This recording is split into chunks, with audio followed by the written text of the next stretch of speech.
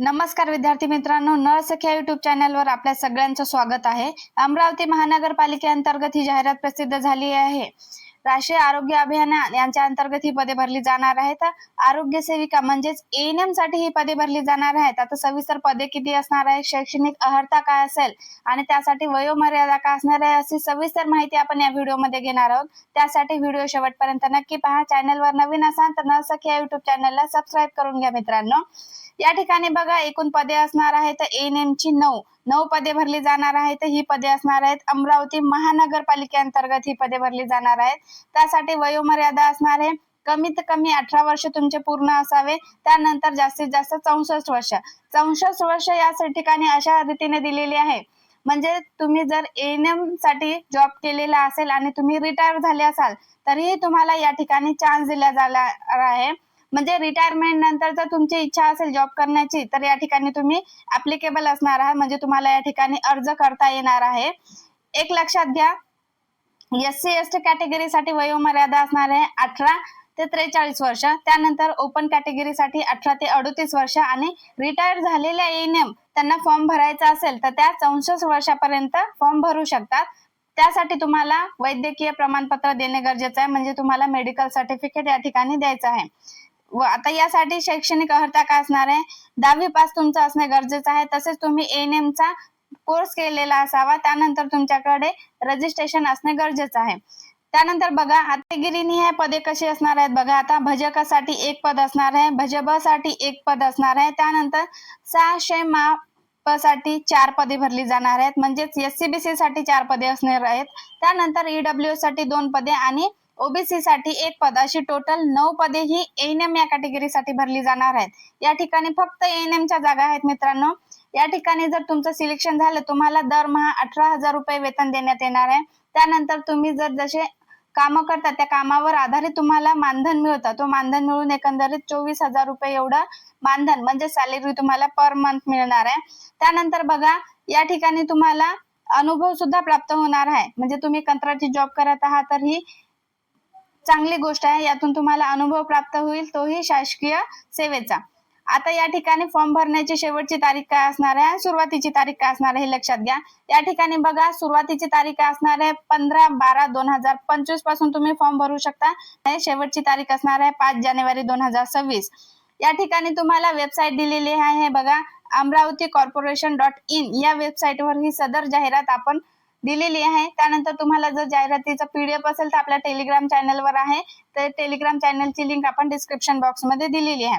तर या ठिकाणी फॉर्म हा तुम्हाला ऑफलाईन पद्धतीने भरायचा आहे। ऑफलाईन पद्धतीने फॉर्म कोणत्या ठिकाणी भरायचा तर हे बघा, पत्ता असणार आहे अमरावती महानगरपालिका सार्वजनिक आरोग्य विभाग, आवक जावक कक्ष, शेवटची खोली पंजाब नॅशनल बँकेच्या वरचा माळा, राजकमल चौक अमरावती। या ठिकाणी पिनकोड दिलेला आहे तुम्हाला 444601। या पत्त्यावर तुम्हाला आपला संपूर्ण फॉर्म व्यवस्थितरित्या भरून ऑफलाईन पद्धतीने म्हणजे स्वतः उपस्थित राहून भरायचा आहे। मेल थ्रू तुम्ही फॉर्म भरू शकणार आहात, तसेच ऑनलाईन पद्धतीने हा फॉर्म भरला जाणार नाही, हे लक्षात घ्या। तर एनयूएचएम अंतर्गत ही पदे भरली जाणार आहेत। या ठिकाणी बघा सरकारी सेवेमध्ये एनयूएचएम मध्ये जे काम करतात त्यांना 10 वर्ष पूर्ण झाल्याच्या नंतर शासकीय सेवेमध्ये शासकीय नियमानुसार परमनंट केल्या जात आहे, म्हणून तुम्ही हा चान्स सोडू नका। या ठिकाणी बघा आता तुमची निवड प्रक्रिया कोणत्या पद्धतीने होणार आहे। निवड प्रक्रिया होणार आहे ही फक्त गुणवत्तेनुसार, तुमच्या शेवटच्या वर्षाचे गुण जे असणार आहेत त्यानुसार तुमचे पर्सेंटेज काढले जातील, त्यासाठी तुम्हाला 50 गुण मिळणार आहेत। त्यानंतर तुमच्याकडे एएनएम या पदाकरिता जास्त शैक्षणिक अर्हता असेल त्यासाठी तुम्हाला 20 गुण दिल्या जाणार आहेत। त्यानंतर या पदासाठी तुम्ही जर अनुभव घेतला असेल तर त्या अनुभवाकरिता तुम्हाला एका वर्षासाठी 6 गुण असे जास्तीत जास्त तुम्हाला 30 गुण दिल्या जाणार आहेत, म्हणजेच ही टोटल गुण असणार आहेत 100 गुण। या 100 गुणांपैकी तुम्ही जेवढे गुण प्राप्त करणार आहात त्यानुसार तुमची निवड यादी प्रसिद्ध होणार आहे आणि त्यानुसार तुमचं सिलेक्शन होणार आहे, हे लक्षात घ्या। या ठिकाणी कोणतीही मुलाखत घेतली जाणार नाहीये मित्रांनो, कोणतीही परीक्षा नाहीये, म्हणून हा चान्स तुमच्यासाठी खूप महत्वाचा आहे आणि सोपा सुद्धा आहे। तुम्ही या ठिकाणी जर कॉलेज टाइमला मेहनत घेतली असेल तर या ठिकाणी तुम्हाला नक्कीच यश प्राप्त होणार आहे। तर या ठिकाणी बघा खाली आपल्याला फॉर्म दिलेला आहे, हा संपूर्ण फॉर्म तुम्ही व्यवस्थितरित्या प्रिंट करायचा आहे. तुमच्या कॅटेगरीनुसार हा फॉर्म व्यवस्थितरित्या भरायचा आहे. याला सगळी डॉक्युमेंट लावायची आहेत. डॉक्युमेंट लावल्याच्या नंतर बघा, हा फॉर्म ऑफलाईन पद्धतीने भरायचा आहे. म्हणजे तुम्हाला आपण सांगितलेल्या पत्त्यावर हा फॉर्म नेऊन द्यायचा आहे आणि त्याची एक उसी तुमच्याकडे ठेवायची आहे. आता या ठिकाणी लक्षात घ्या, फॉर्म सोबत तुम्हाला कोणकोणती कागदपत्रे जोडायची आहे.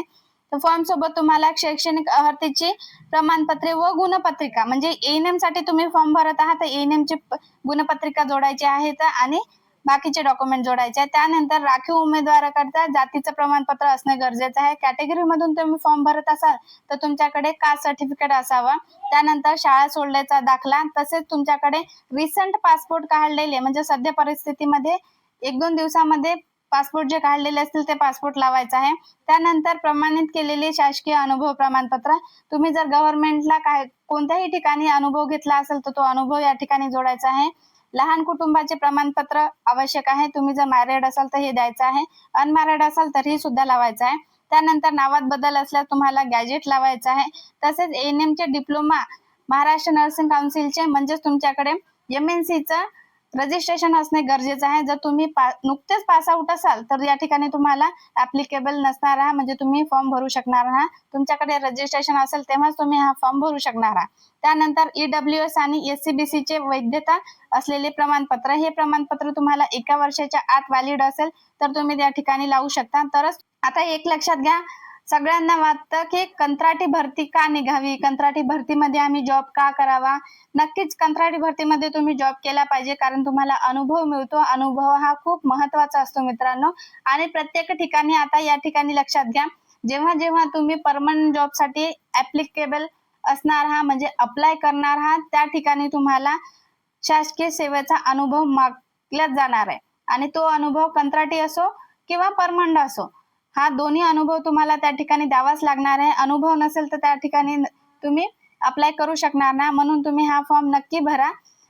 आता या ठिकाणी बघा, आपण या सविस्तर पीडीएफ साठी आपल्या टेलिग्राम चॅनलवर सविस्तर पीडीएफ दिलेली आहे. तसेच आपण आपल्या व्हॉट्सअप ग्रुपची लिंक डिस्क्रिप्शन बॉक्स मध्ये देणार आहोत. त्या ठिकाणी तुम्ही जॉईन करू शकता व्हॉट्सअप ग्रुप. म्हणजे विविध भरत्या होतील तर त्या भरतीनुसार तुम्हाला योग्य रीतीने मार्गदर्शन कसे मिळेल, तसेच भरती पटकन तुमच्यापर्यंत पोहोचेल आणि तुम्ही फॉर्म भरू शकता. त्यासाठी तुम्ही आपल्या टेलिग्राम चॅनलला जॉईन करणे खूप महत्वाचं आहे मित्रांनो. तर मित्रांनो, बेस्ट ऑफ लक. धन्यवाद. जय हिंद, जय महाराष्ट्र.